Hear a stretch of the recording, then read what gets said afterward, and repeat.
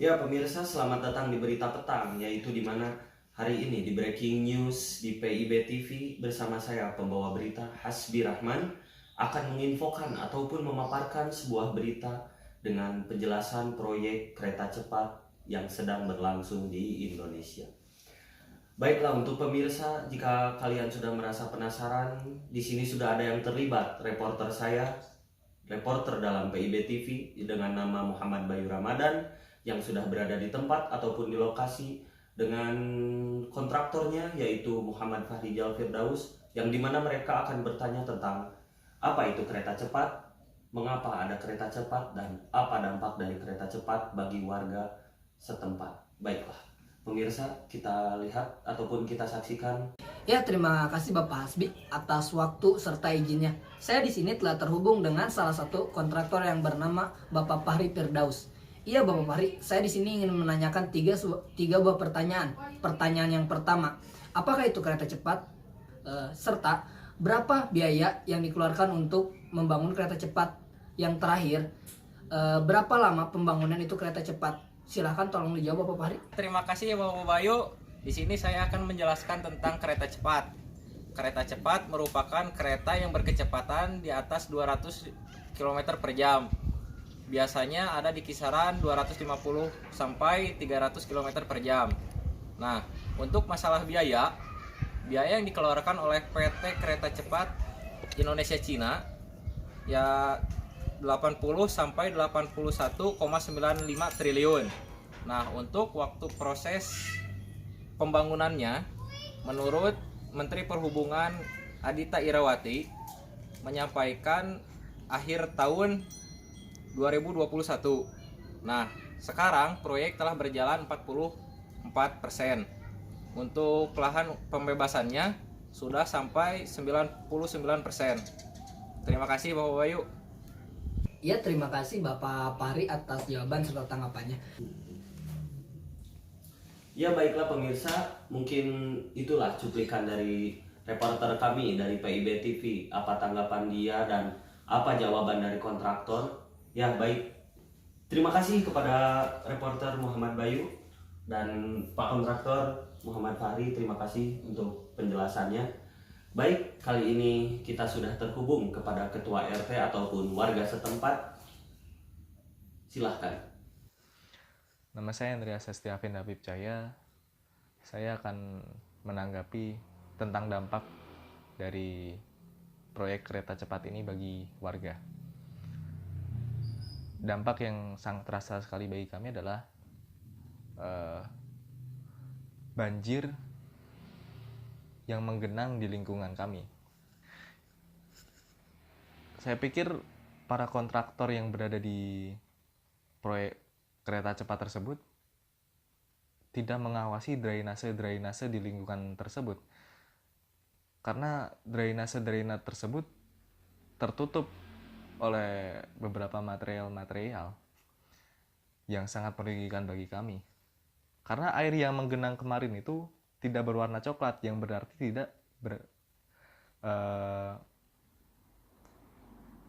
tidak berasal dari sungai, itu berasal dari got. Airnya berwarna hitam dan membawa banyak sampah.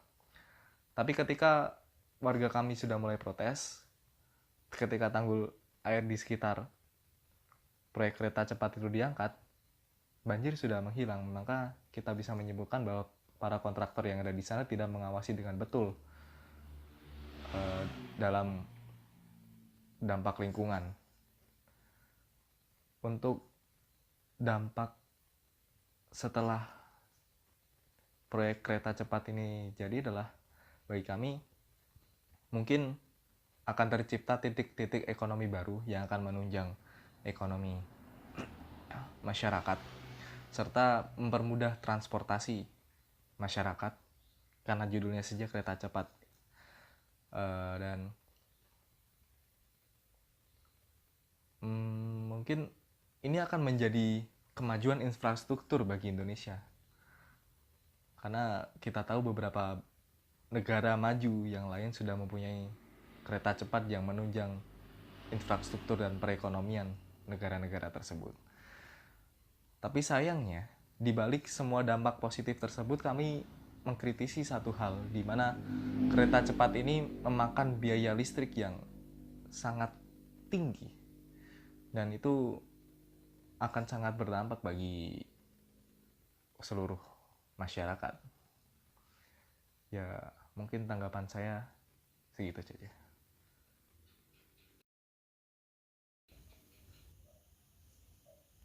Ya, baik. Terima kasih kepada Ketua RT warga setempat, Pak Andreas. Terima kasih atas waktu dan tempatnya.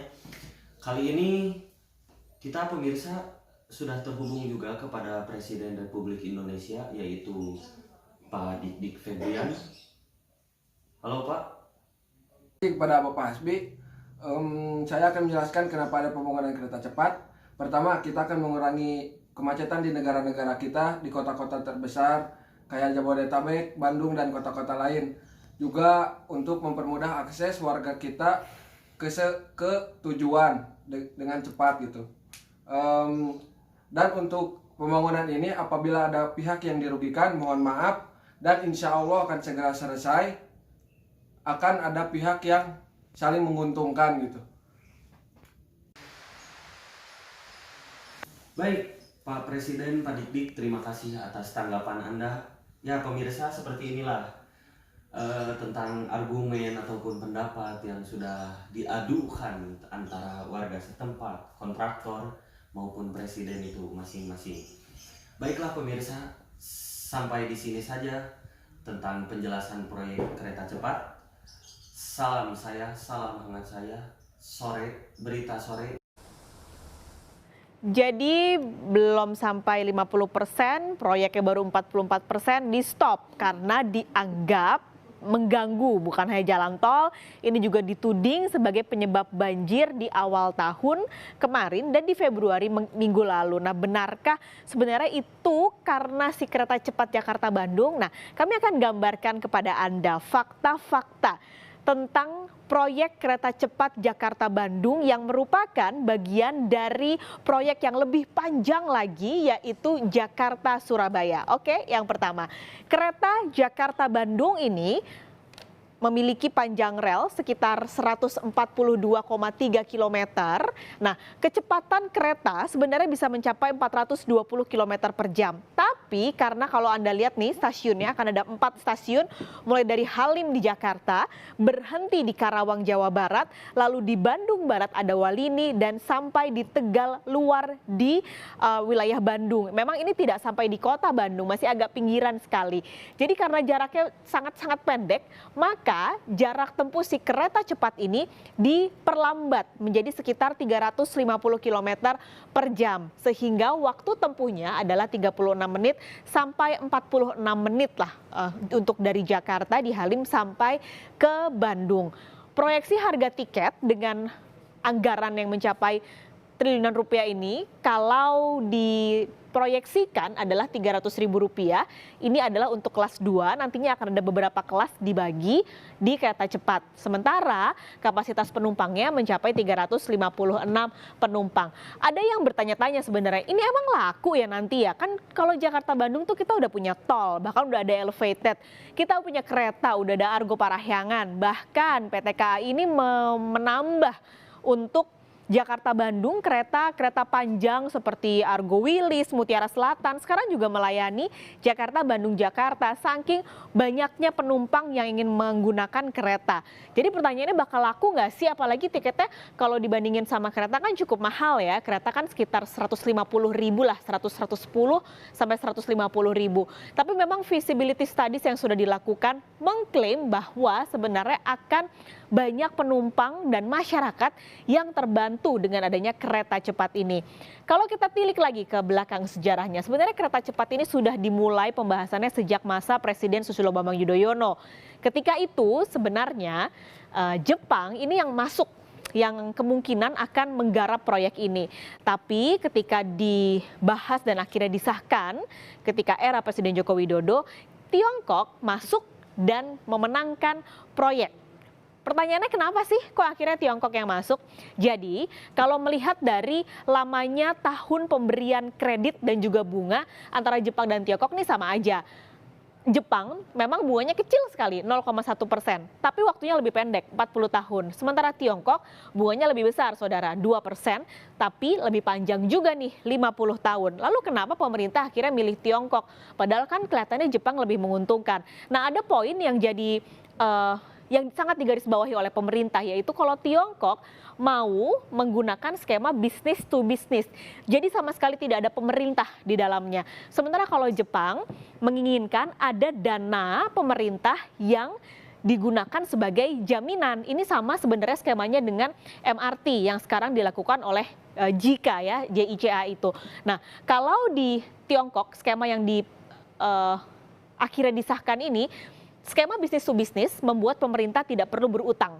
Jadi utang ini nantinya masuk ke konsorsium, yaitu KCIC, Kereta Cepat Indonesia Cina, yang isinya ada konsorsium BUMN, ada Wijaya Karya, lalu ada PT Kereta Api Indonesia, PT Perkebunan Nusantara, dan juga Jasa Marga. Sementara dari perusahaan Cinanya adalah Beijing Yawan. Jadi utangnya di konsorsium itu, bukan di pemerintah. Nah, dengan adanya skema bisnis to bisnis ini juga, pemerintah tidak akan mensubsidi kalau nanti untuk tiket. Beda kalau MRT. Kalau MRT karena ada pemerintah Provinsi DKI Jakarta, makanya bisa disubsidi tiketnya sehingga harganya seperti sekarang. Lalu apa sih kendalanya? Kalau tadi dituding banjir, sebenarnya selama proses pembangunan banyak sekali kendala-kendala yang muncul. Nih misalnya, oke, kita bahas yang pertama, pembebasan lahan. Duh, ini tuh sering banget deh kalau kita lagi proyek infrastruktur, lahan jadi masalah.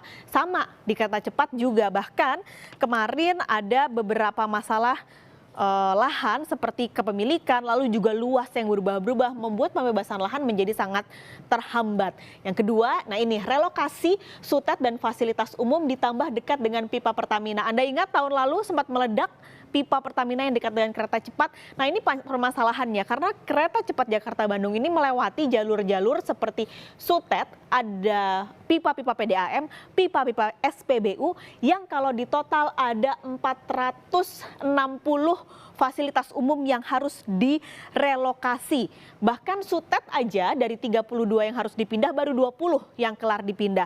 Belum lagi ada fasilitas umum perumahan yang terlewati oleh kereta cepat ini. Dan yang lagi diprotes juga adalah masalah limbah yang katanya pembuangannya tidak jelas ada di mana. Dan ini nih menutup saluran air bukan hanya di daerah-daerah jalan tol tapi juga di Jawa Barat yang merupakan titik akhir dari kereta cepat ini. Nah, progres sudah 44%, ini sekarang dievaluasi.